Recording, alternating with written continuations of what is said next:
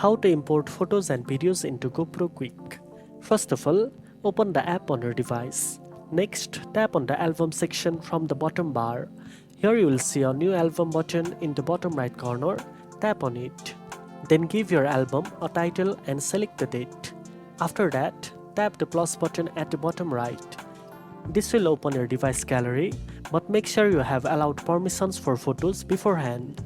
Now choose whether you want to import photos, videos, or both. Once you have selected your files, tap on Add Media.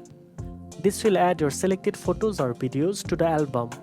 You can find your imported photos or videos in the album section. Finally, you can view, edit, and create videos using the imported photos and videos inside the GoPro Quik app. Now you know how to import photos and videos into GoPro Quik. If you found this video helpful, don't forget to like, share, and subscribe for more editing tips. Thanks for watching, and I'll see you in the next one.